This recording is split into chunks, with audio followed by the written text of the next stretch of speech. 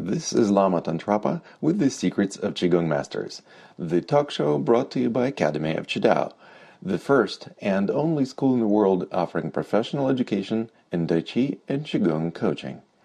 To find out about the programs at Academy of Qidao and to learn how you too can become a certified Tai Chi or Qigong coach, please visit qigongcoaching.com. This show is also brought to you by Mastery Magazine, sponsoring the Summit of Qigong Masters that brings to you some of the top experts in Qigong in North America. To enjoy watching the video interviews with them, please go to qigongmasters.com. Today, I am delighted to introduce to you my old friend, Bonnitta Roy, who is an award-winning scholar in integral process philosophy. She served as the president of the National Qigong Association, and now she's an associate editor of the internationally acclaimed Integral Review Journal. Her rural home, called Elderlore, is surrounded by old-growth forest in the hillsides of the Berkshire Mountains in northwest Connecticut.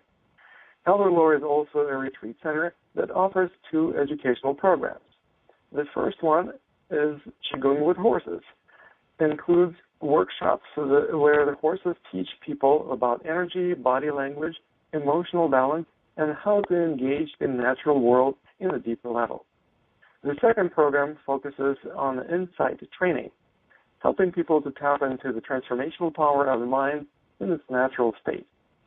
Insight training workshops activate intuitive awareness by cultivating the ability to perceive the world directly and the capacity to experience equanimity. When mind is in its natural state, we can discover what is possible that has never been possible before. On November 14th through 17th of this year, Bonnitta Roy is hosting a symposium to explore collective insight, which will allow people to work collaboratively across a wide range of values and competing worldviews. Her vision is that only collective insight has the power to face the complexity and scale of 21st century challenges. She believes that the time is right to learn how to cultivate the power of collective insight, but that we'll need to learn more about the energy flows that are magnified in relationship dynamics and how that affects our own authentic contribution to the collective process. Welcome to our show, Bonnitta. It's really great to have you on the Secrets of Qigong Masters. Well, thank you, Lama. It's a real treat to be on the call with you. It reminds me It's been a long coming.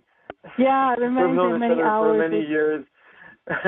We've known each other for quite a few years, and I finally got an opportunity to interview you on our show. It's really a treat.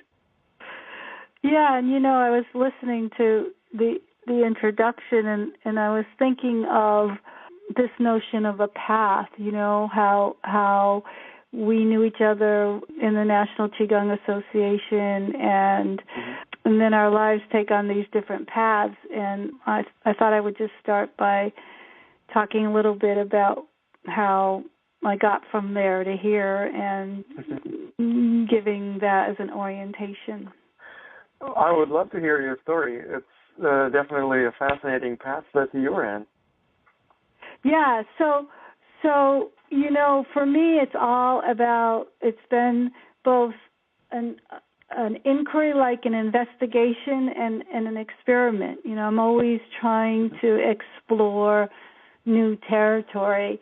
And one of the things that was interesting to me when I was deep inside the Qigong community was how people could come together and do Qigong and get into really deep resonance, doing practices like Cheni Sung or, deep organ, alchemy. All these practices were very extraordinary and very intimate. I mean, you could get people into a room and become really intimate with them in an embodied and resonant way. And yet, when people got together to do collaborative work, let's say as board members or on projects, something funny would happen when we'd start to talk to each other. Like there was this deep embodied resonance in Qigong itself, but then when we all got together to solve a problem or talk about real world issues, there was just too much dissonance and too much cognitive dissonance, and I thought that was very interesting, that the embodied work didn't solve these other problems, so. Well, I remember that on some occasions we would actually have this amazing breakthroughs. I remember, for example, the spring board retreat, I think it was 2005, when we went to North Carolina. Yes. And stayed at the retreat center there with several other members of the board of directors, all coming together from all over the United States. And we actually had some really interesting breakthroughs there, I think, and also some other board meetings when, like, after 10 years of bickering, for example, about the designation of what does it mean to practice Qigong, we would actually, hammer out the definition of Qigong, or even, I think, agreed on what certification levels would be that the NQA would award. We would do it. We're passing standards, yeah. Yes. So those things really shine, right? So when you have breakthrough, I call it insight now. And when a group can have an insight and they really break through that wall or those tough relational dynamics, something interesting is happening, right? So I started really try to pay attention to that and name it and study it. You can look at it as a type of Qigong, with a different type of energy, so you have the relational dynamics between people is relational flow. And it's like push hands almost. It's like push hands, exactly. Like push hands, there can be push hands, the art of push hands, right? When it becomes really beautiful, it's like a dance, versus an amateur version of push hands where it just looks like competitive battling, there's no beauty in it, right? So the question is how to get the beauty in the actual collaborative work that when we start to need to talk to each other and work with ideas and in that realm, and what are the principles that we can utilize to make that work more like flow and to really release the creativity. So one of the things I say is most groups they either interact in terms of competition like our Congress does, or consensus, which is very difficult to work toward consensus, or compromise. And the problem with those three is they don't really tap into creativity, right?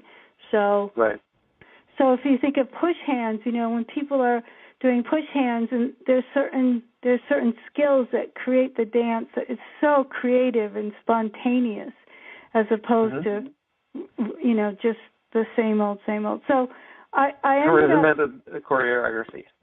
There's a choreography, but it's spontaneous, right? It's not like it's not pre-primed, And I started working with groups. I worked with a core group on a biodynamic farm and some educational groups, and I kept getting this feeling that there was more creativity in the people than in the group as a whole. And you would think the opposite, that the group would have more creativity, like the total is greater than the sum of its parts. And so I started to look at it in those kinds of questions.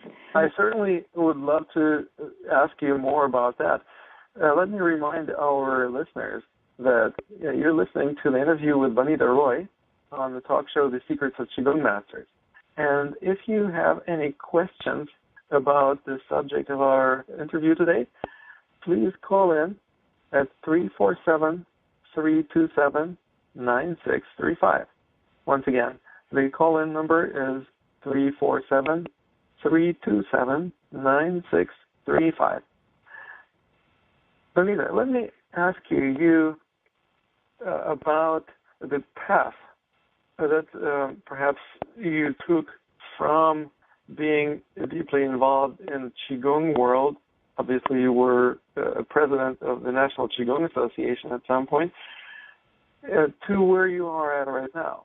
what were the milestones, so to speak, or the landmarks that perhaps were the turning points along your path? That's a good question. I started to use what I would call Qigong practices and principles in my work as I was operations manager of a large landscape contracting firm.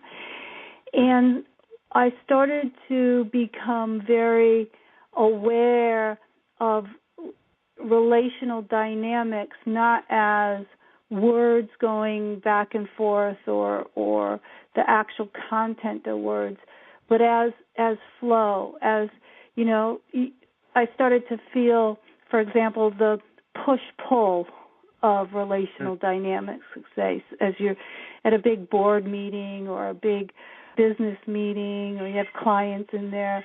I started to become very sensitive to the energy flows and started to work more with the quality of the energy than with a specific intention about the outcome. So I started practicing that at work, and then we moved to this farm, and I ended up being able to live with my horses and had a couple of horses born here and started to work with the horses in a herd situation from the horses that were not conventionally trained in a herd situation, and started to really watch and feel and become sensitive to the relational flows there. And so I would say that was the turning point for me, is to be sensitive to what was going on as a total dynamic rather than this person said this and then this person said that, and the whole inquiry opened up for me. So actually, I'm wondering if that's something similar to what someone like yourself who teaches people in groups, if that's part of a technique that is important to your work. Well, absolutely. I work with people both in the group context as well as individually, one-on-one. My favorite actually is to work with two people at the same time. And this is kind of an unusual, almost unique form of Qigong coaching that I developed because I discovered that it works more efficiently to work with two people as practice partners who kind of consistently practice with each other, and I can provide them an opportunity to improve not only on their own, but also they start collaborating in helping each other improve, not only in their skill level, but also in their communication style and their quality of life in general. And that essentially creates the totally different dynamics between people. They're not just benefiting from knowing each other or from knowing me, but there is an energy field that we enter together. Is this something similar to what you experience when you teach the collective insight? Yeah, so there's that aspect of it, and I find there's kind of two levels going on.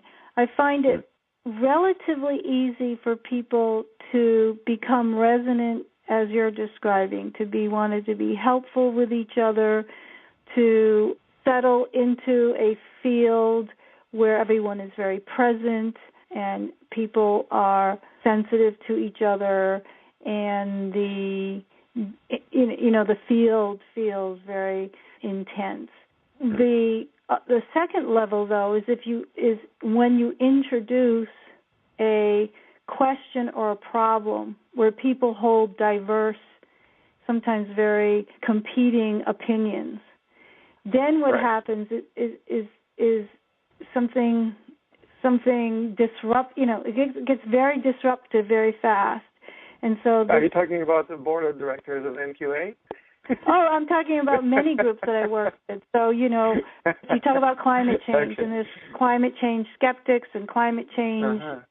So the same people that just spent 2 days together in nature, doing Qigong, feeling really, cooking together, feeling good about each other, and then you sit down to have some, what I call, some deliberate speech around problems or issues, then you find that the situation gets complicated really fast. And so what I try to teach in collective insight is what capacities we need to maintain this kind of being present with each other.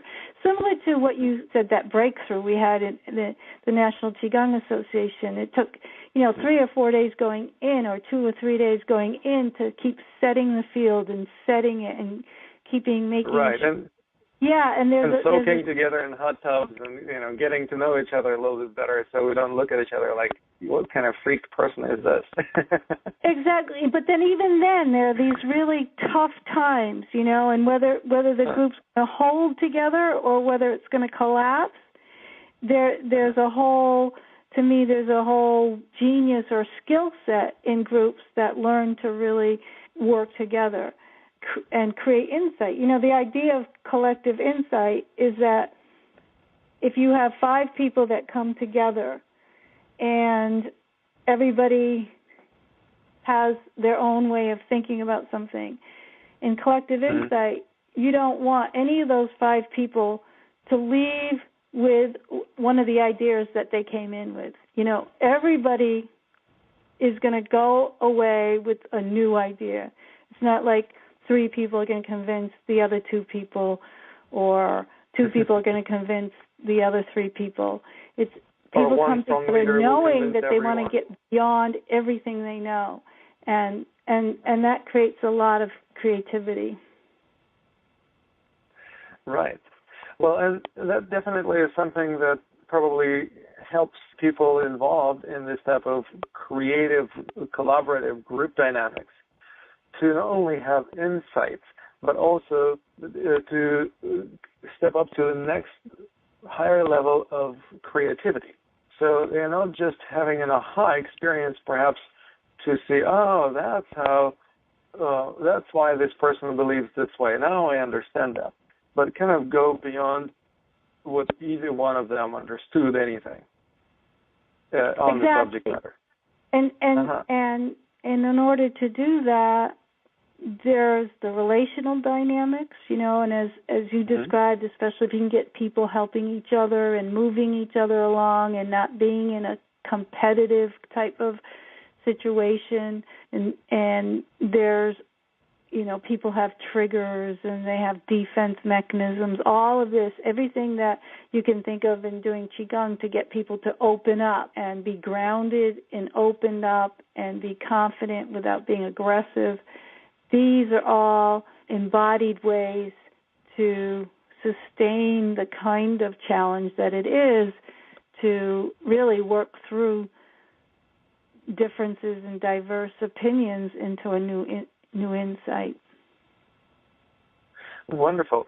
Let me ask you exactly what is the meaning of the word insight from your point of view. What I mean by insight, that's a really good question. So what I mean by insight is an insight could be small or it could be significant. But one of the aspects of an insight is that it creates a whole new way of looking at things, so it solves a lot of problems at the same time.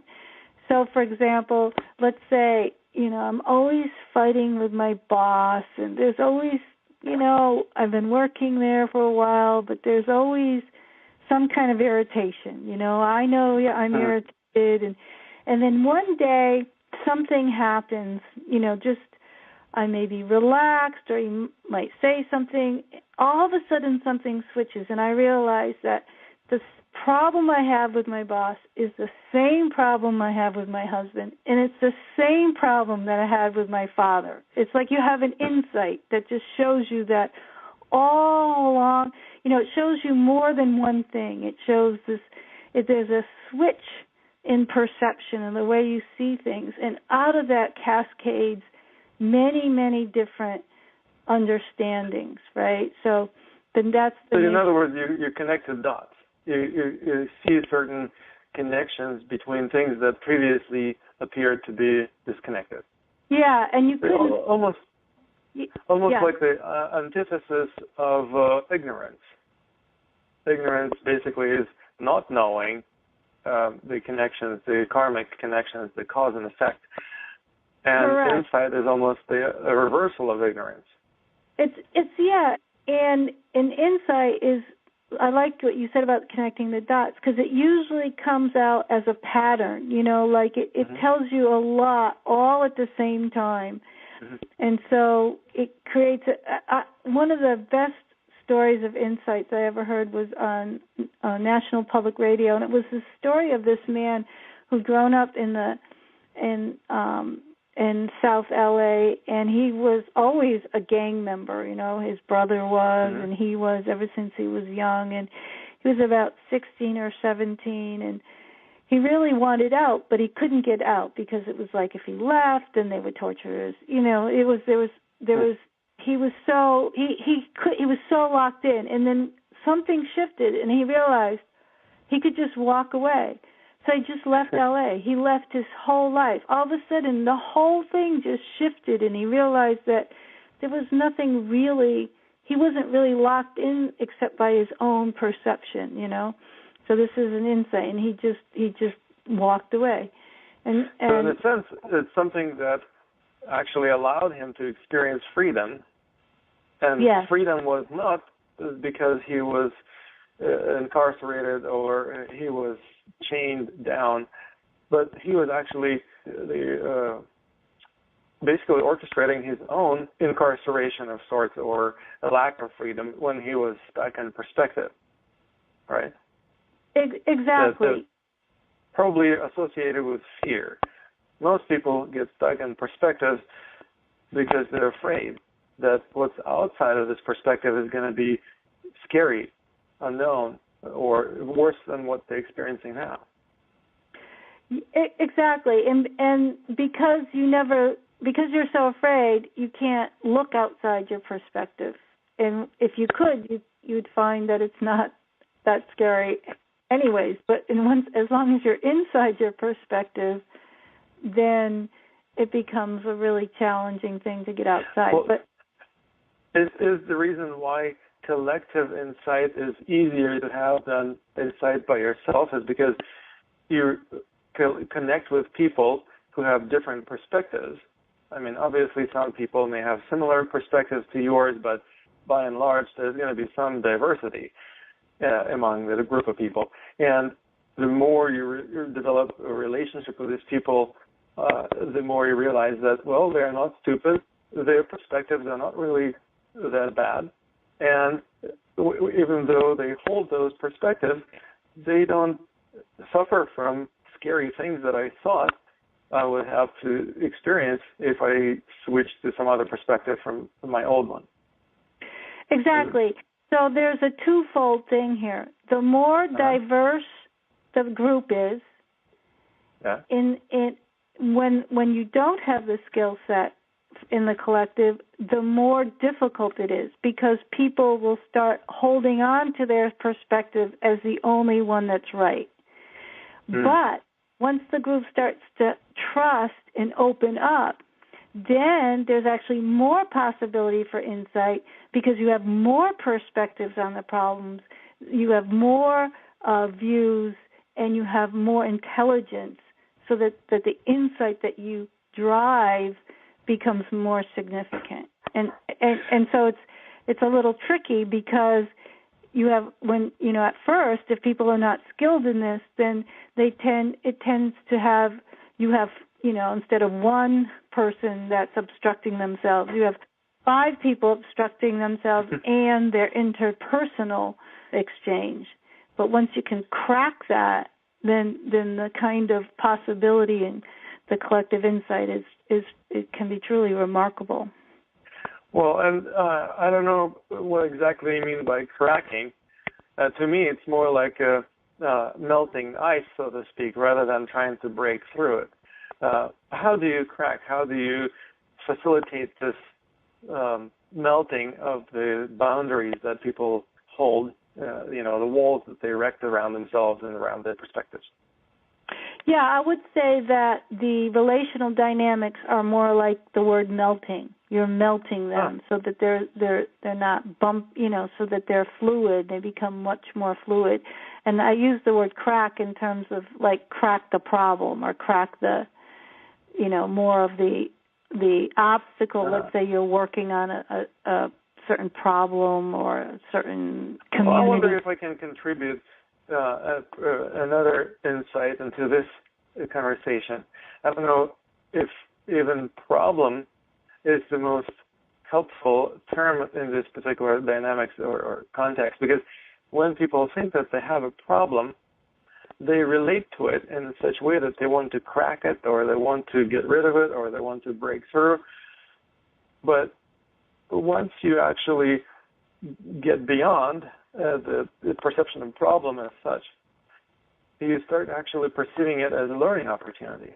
Like if you've ever experienced a problem in the past and then you look back maybe years later or even decades later, you realize, oh, wow, that was actually a profound learning opportunity from which I grew a great deal, and it made me stronger or wiser or somehow else better off. That's exactly right. And we talk about it in two ways. One is, at first, on this side of the situation, you're looking for solutions. On the other side, you don't really find solutions. You find that the problem's actually dissolved. Your whole orientation to what you started out has also shifted. So exactly. So that's exactly true. And then the second thing is, once you get the hang of it, you actually start enjoying those groups where there is a lot of quote unquote relational difficulty, because you know that is where that difficulty is where the insight's going to come from. You actually start, like you said, to understand that the difficult areas are the ones that are really interesting. You get curious about what seems like discomfort to the naive person. Seems like, oh, there's where we need to go. This is what's really curious, and your whole orientation toward the work starts to shift. Well, and probably both of us know some friends and colleagues who seem to be troublemakers, who actually would stir up some kind of challenging conversations or push buttons, as it were, not because they are just thrive on button pushing. As far as I understand, at least some people that both of us know, we have a few friends like this, actually do this because they realize that when the buttons get pushed, that's when the real juicy insights happen. That's when the real new levels of understanding and personal development occur.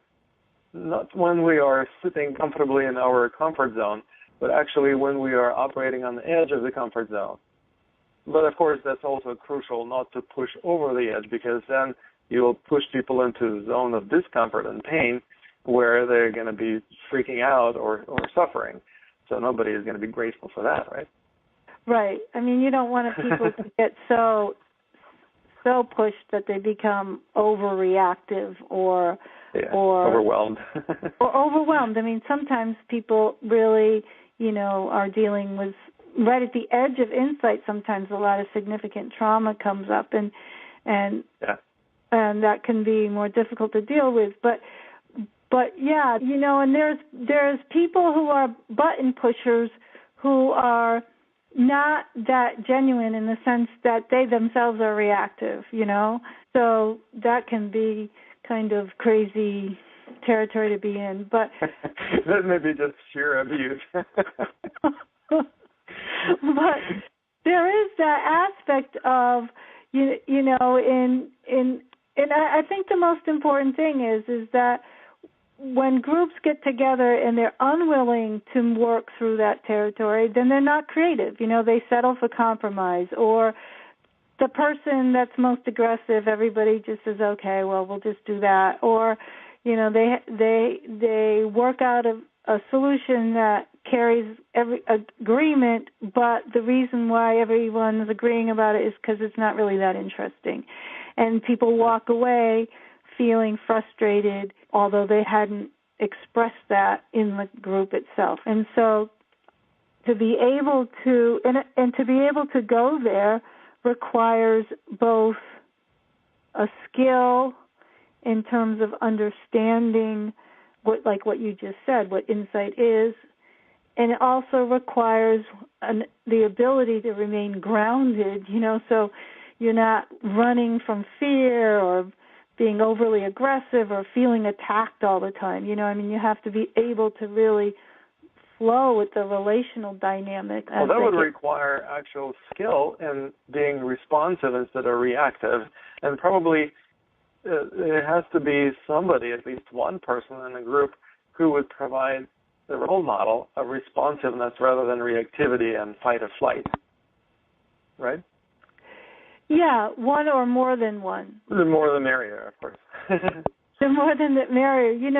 It's interesting because this group I have coming in November, all of us have been practicing this kind of work with groups ourselves. Mm-hmm. But all of us have different concepts of what this work actually is. So it'll be a surprise to see if we can now come together, as the people who spend all their time facilitating groups, if we can come together as peers and do the work again with each other and answer some questions that have some insight, So you can always keep upping the ante, You have a bunch of Qigong masters who are really good now at teaching their students, and now you have all the Qigong masters come and teach each other, right? So you've kind of upped the ante there, right? Oh, that's exactly what I did when I created the first, as far as I know, the first in the history of Qigong or history of humankind, the Qigong Mastermind Group. Yeah. When basically that's exactly what we did. Together, a number of high-level Qigong practitioners and professionals, and literally just created this interesting cauldron, amazing coalition of people coming not just from one country, but actually from 3 different countries, from 3 different continents, and integrating the different ideas and approaches in a way that we weren't trying to just solve one problem, all agreeing to how it's solved, but actually help each other step up to the next level of mastery and the next level in successfulness as Qigong professionals. So there has to be some high-level motivation for people to engage in this type of insight-seeking process. Because if they don't feel like the benefits of getting the insight are going to be great enough to offset the pain or the struggle of actually getting there, then they won't be motivated enough to get involved, right? Or they will just run away. Exactly. And I think the motivation for this group is the motivation for me is that, one of the things that we are faced with in our modern world is that a lot of the important and significant situations we're in require collaboration. So a lot of projects need a physicist and an ambassador and a politician and a sociologist. We're working with very large, complex issues, and it is not often, if we look at our quote-unquote leaders, that these people come together and they don't have highly, functional conversations, right?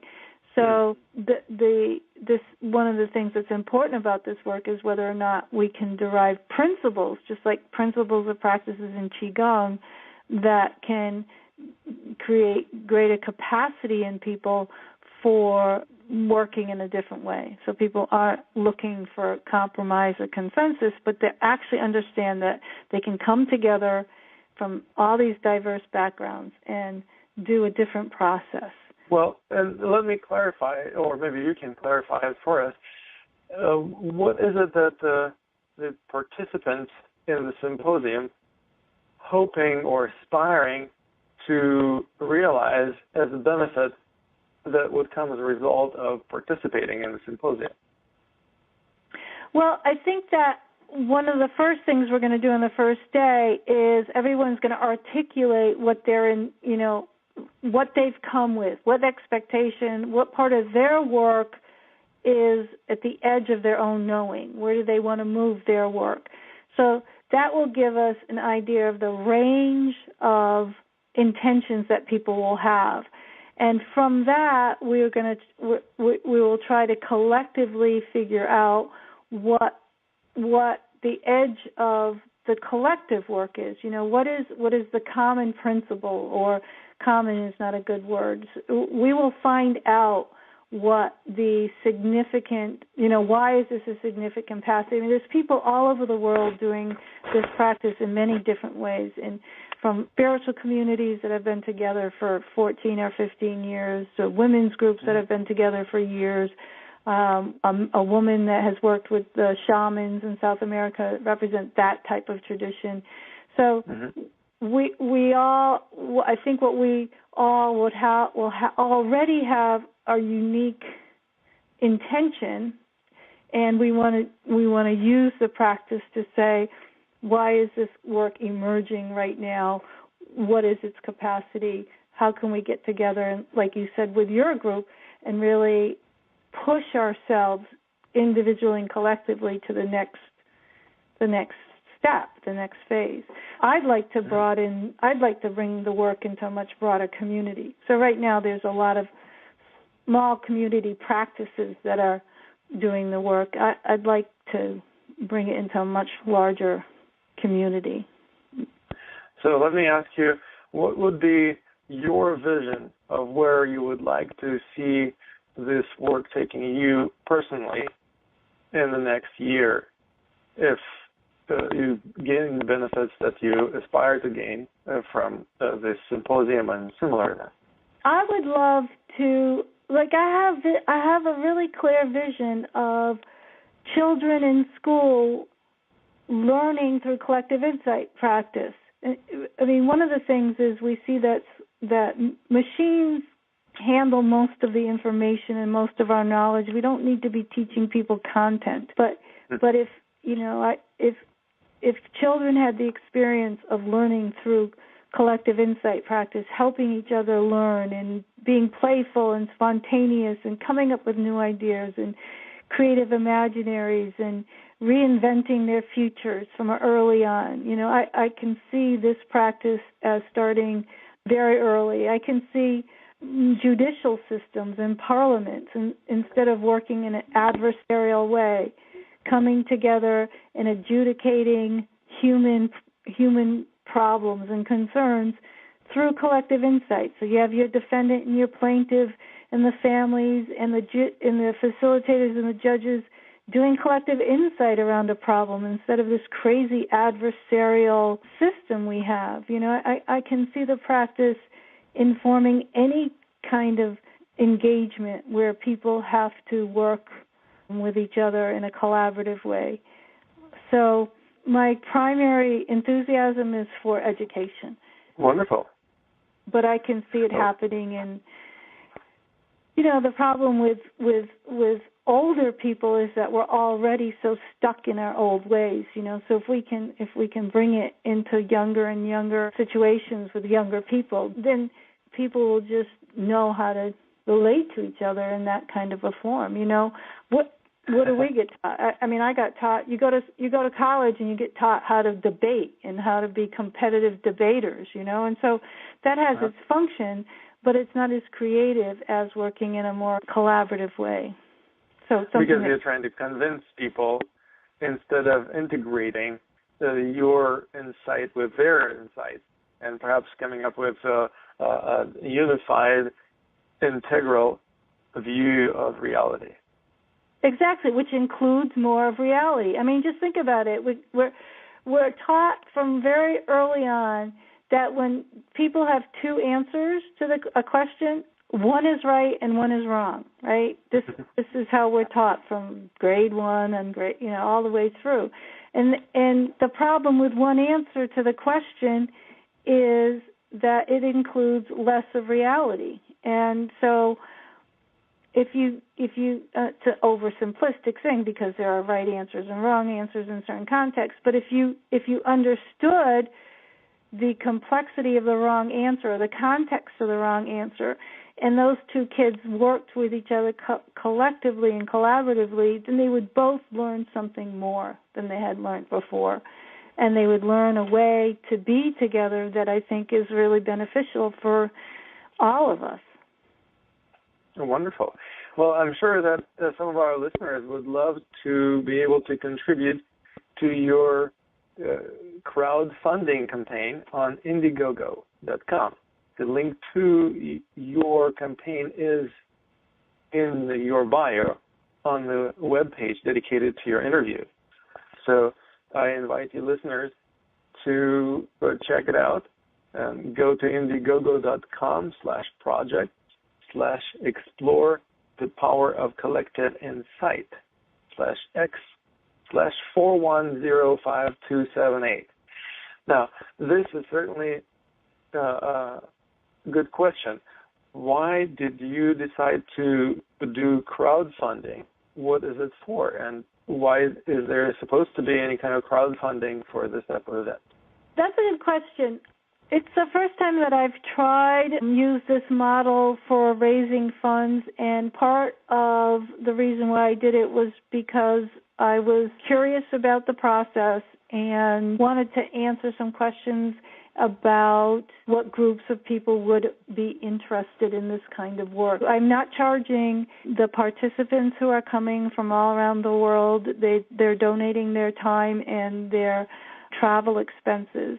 But I do have expenses for room and board here and supplies, and then we're going to do live streaming and some video taping. So I was hoping to raise enough money to offset those costs, but also then to raise money so that we could do some post-production materials like a handbook and some workshops and presentations that we could take out to a broader community and start to really create a community of practice. So at different levels of support, we'll be able to do more work after the symposium.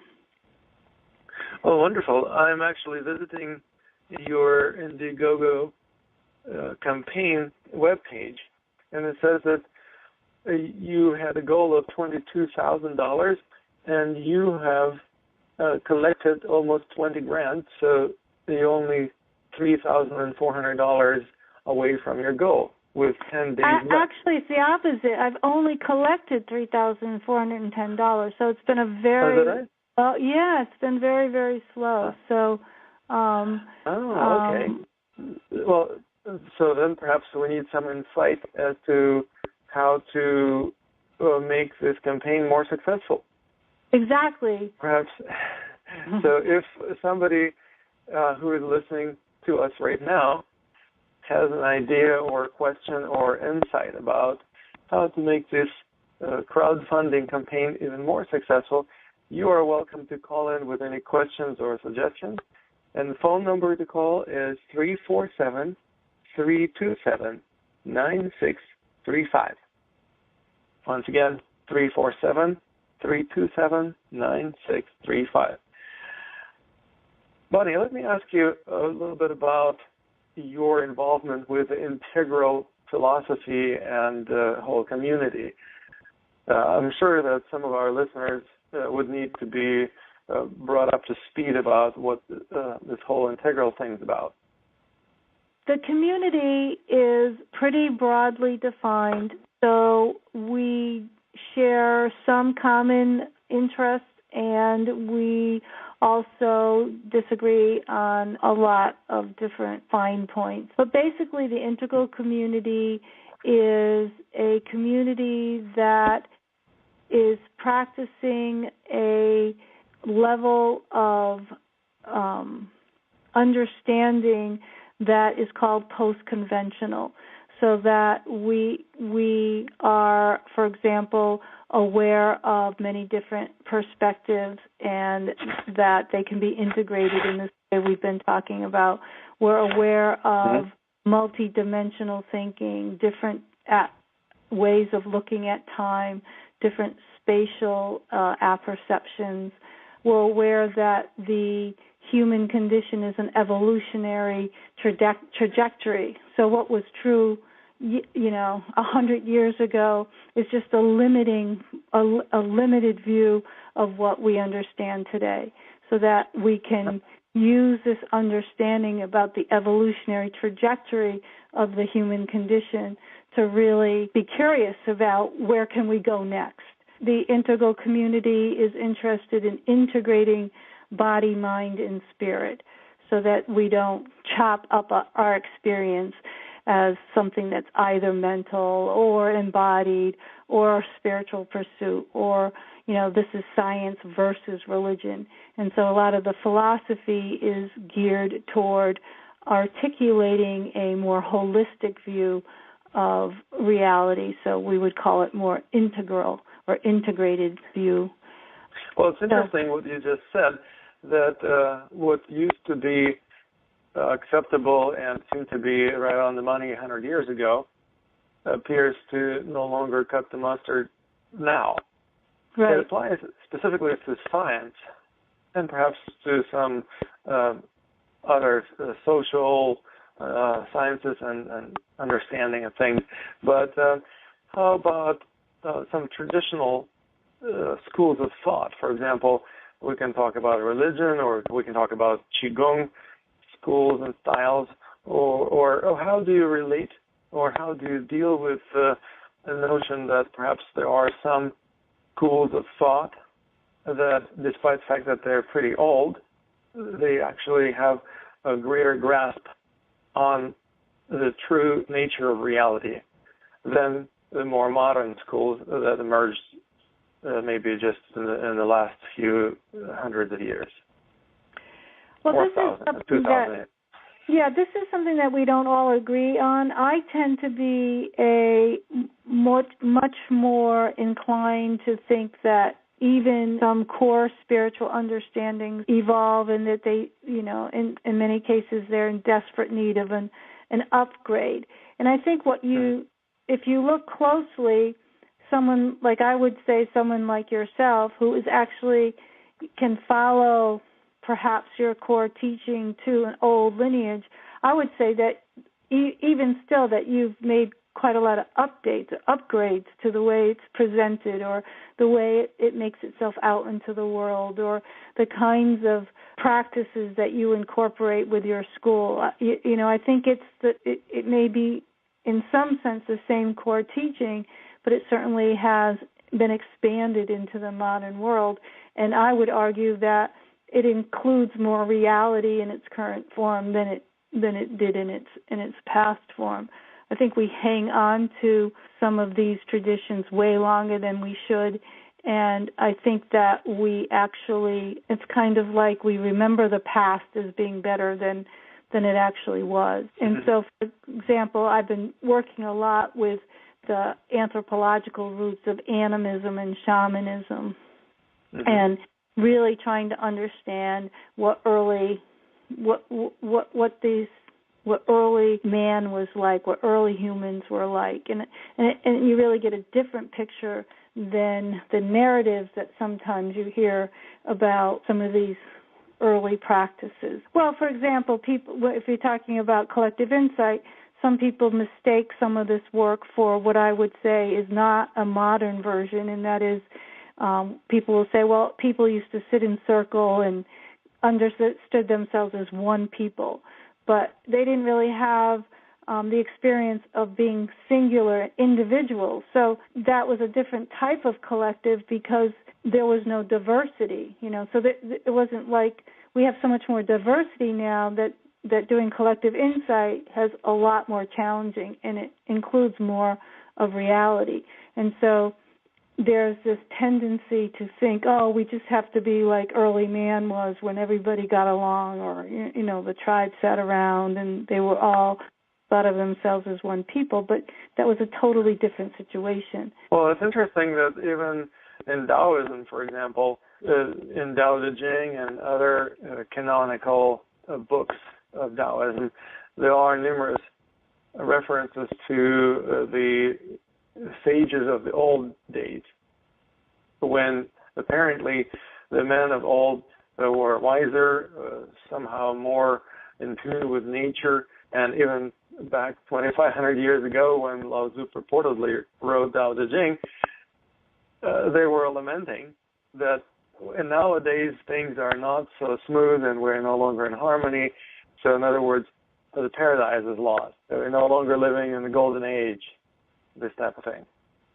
Well, for example, here's a mistake that people make. When the anthropologists first studied the early totemic peoples and some of the indigenous tribes that are still based on totemism today, they were confused because the totemic people would say, well, this animal is a person, it's part of our tribe, and this plant is they call them persons, it's part of our tribe, and so this stone or this rock or this landscape is a person also.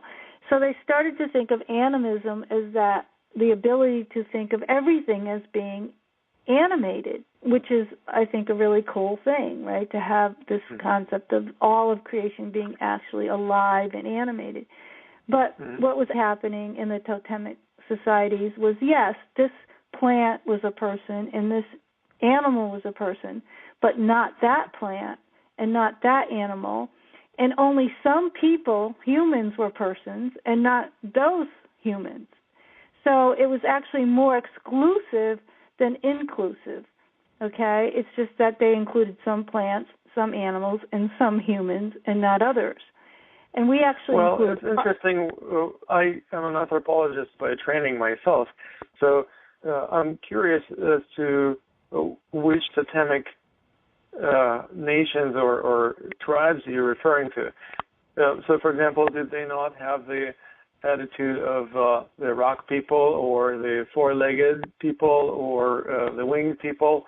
In other words, the birds or the four-legged creatures who would basically be referred to as people in general rather than this is one bird that I relate to as the person, but no other birds are included in this type of relationship.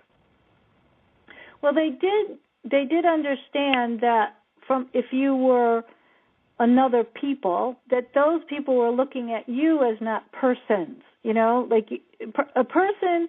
So what's a person? If you had personhood, you could not be eaten, right? So those could be the rabbit people, but they weren't persons because you could eat them. And there were other humans that this particular tribe would understand that they had their own kind of clan, but they were not given personhood, right? Personhood, it all had to do with who who and what you could eat versus what who is on top of the food chain. Exactly, so and we have that culturally. We have that still in our cultural taboos today.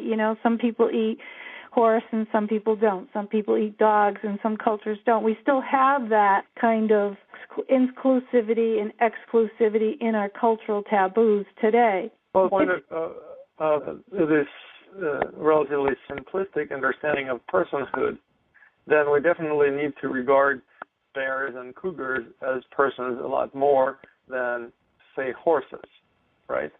Because, well, they're seriously on top of the food chain. Well, they can eat they can eat horses and pretty much anybody else who's smaller than them. The different totemic tribes, they categorized these beings in different ways, depending upon how they were evolving. So, we're talking about this because we're talking about whether or not the popular story is that way back when we were all very in tune with nature and with the animals and much more respectful. And that's not necessarily the real story or the whole story. I think that it needs an upgrade. And you could argue that we're actually starting to include, we certainly include more of all the humans now. Almost every culture will include all humans as persons. And some cultures are starting to include certain animals to give them certain rights And I think that you could argue that we're actually moving in the direction toward which we think we were in the past. We're actually not completed those steps yet. I know that Tao Te Ching talks about the old sages, and I'm not sure if that's metaphorical or not. Well, I'm pretty sure that there is some degree of metaphor in there, because when we're talking about some things that happened in the past in greater harmony with nature, well, it was easier to be in harmony with nature because, well, for one, there were fewer people on Earth. So there was just less artificial landscape, there was less urban buildup, there was less infrastructure and pollution. Even back then, China probably was relatively more polluted than any other place on Earth. And of course now it is the most polluted place on Earth as far as I'm concerned, is all thanks to just the sheer number of people. And of course, if we look at how back, thousands or several thousand years, there was less pollution and urbanization, well, it was easier to be in harmony with nature. How you were functioning in that harmony, that's a different story. Yeah, and one of the things that I would say, and I'm not sure if this is really what Lao Tzu was talking about, but I'd like to make the distinction between culture. I think that culture as we know it, in terms of if you identify as Chinese or if you identify as American or if you all these little identifications. I think that in general they come with a lot of problems. Western society, the Industrial Revolution, all this cultural development that has taken us away from nature is not necessarily all good. And I would argue that in many cases it's on a wrong trajectory. And this is where I make the distinction between working as a culture, because you've kind of been born into a culture and indoctrinated into a culture, versus working as a collective, which is participatory.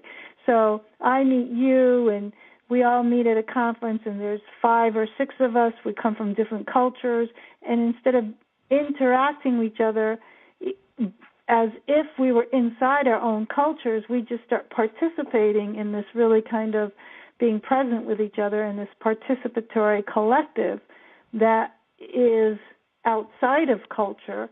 And I would say that's more like the vision that the early sages had.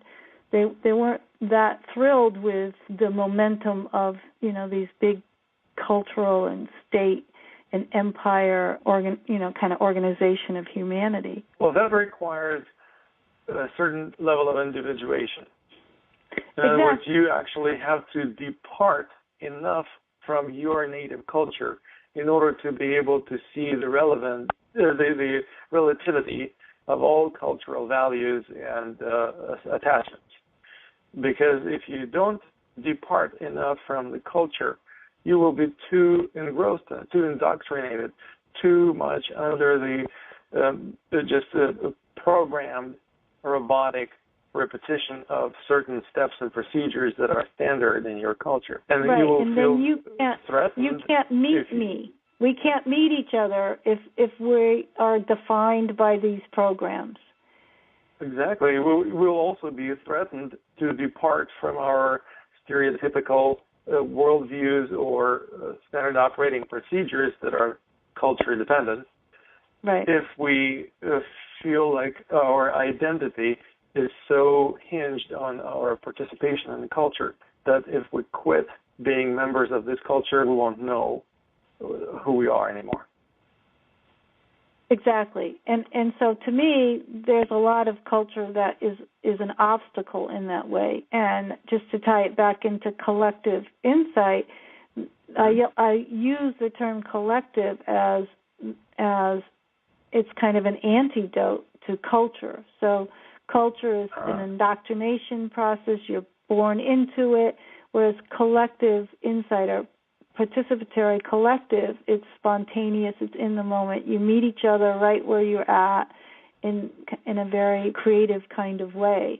And for me, it's it's transcultural.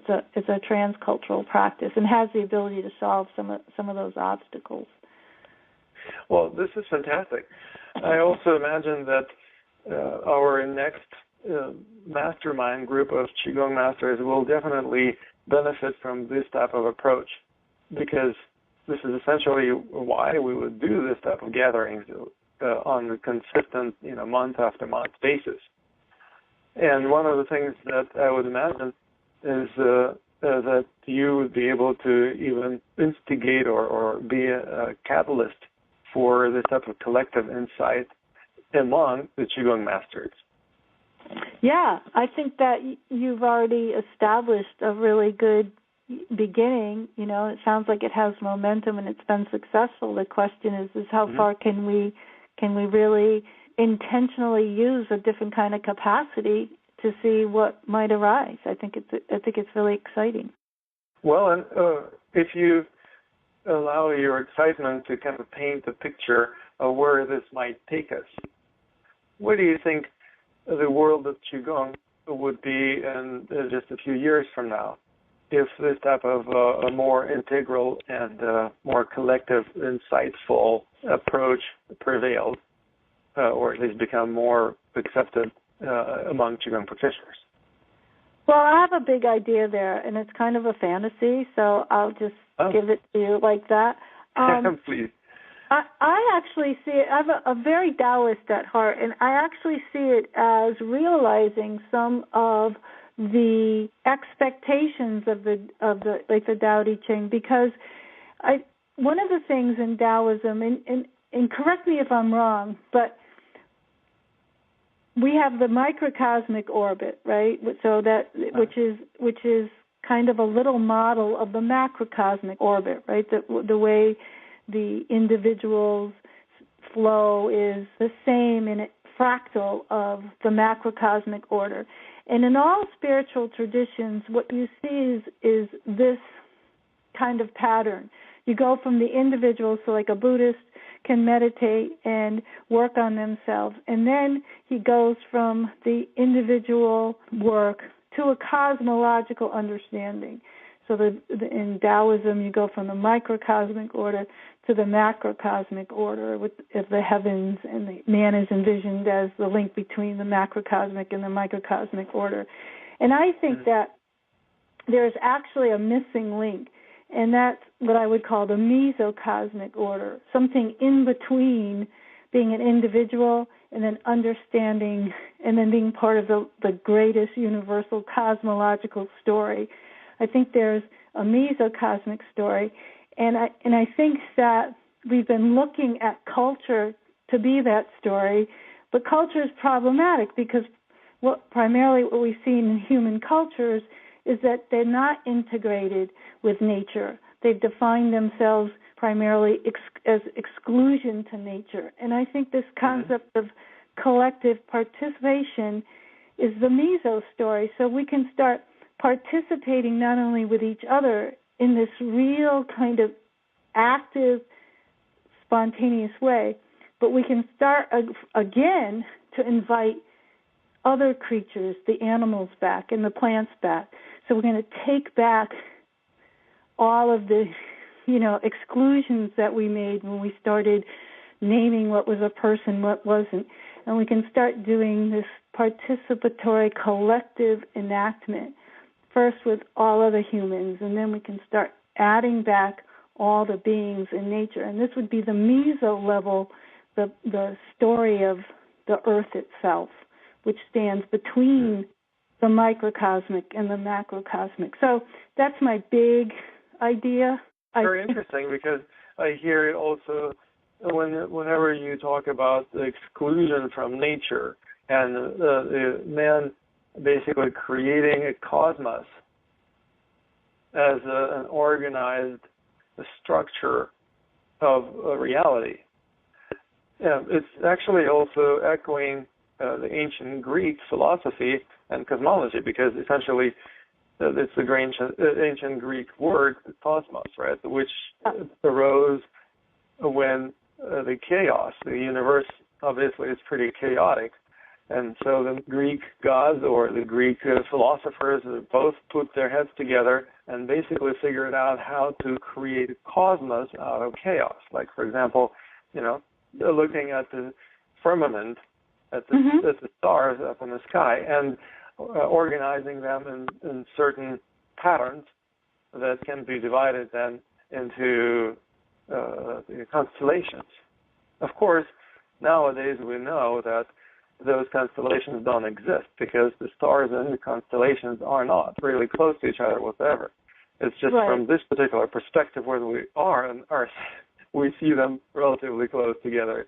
And of course, the patterns make no sense whatsoever if you're not indoctrinated in a particular culture that was associated with these type of patterns. Right. But they formed the cosmos out of chaos to make their lives a little bit more organized and a little bit easier to indoctrinate others into this way of living, essentially the children. Right. And, telling the cosmology as the children's story of creation is an easy way to indoctrinate a child into believing in cosmos rather than perceiving life as it is, as a chaos. Right. But then, and every culture had its own cosmology, and that was another part of this separation of, different peoples into different cosmologies and different eschatologies, which is like how you get saved and other people don't get saved.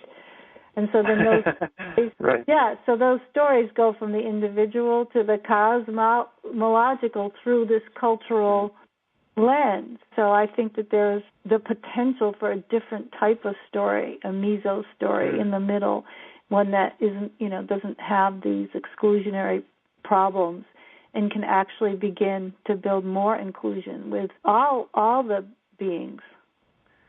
Well, exactly. And of course, both of us probably adhere to the understanding that even if anybody is going to get saved, it's not because somebody is going to come and save us. We basically are responsible for our own salvation. And the salvation, from this point of view, of course, is essentially setting ourselves free of these stereotypes of thinking and having this type of insight. And if we experience it collectively, well, then it's going to be a collective enlightenment rather than an individual enlightenment. Exactly. The question of... Yeah, go ahead. Yeah, and we're all in it together. I think that this is what modern life has really keeps telling us, that we're all individuals, but we're the sum total of our activity, we're all in it together. The human race as a whole has a huge impact. And so to work, to be able to work together at that level is really important. Human race has horrendous impact. So much impact that I personally view the way that humans exist on the face of planet Earth as a form of cancer. Because just like cancer cells, we just keep propagating for the sake of multiplication. Exactly. And so seems to be no stopping. It doesn't make sense for one human to be enlightened or have insight and just then be happy with their own salvation, because it doesn't stop the problem. Everybody needs to be, we're all in the soup together here. Even, the whole planet's in the same soup. The same predicament. Yeah. Absolutely. Well, and the funny thing is that, again, referring back to the old spiritual school of thought of Buddhism, especially Mahayana Buddhism, there is a tradition of a bodhisattva. And the bodhisattva is not somebody who is the savior who's going to come and save everyone, but in a sense, an individual or being that has attained a level of spiritual awakening and realized that we can't really be awake in this dream that we call our life if there are some dream characters, some other beings that are not awake.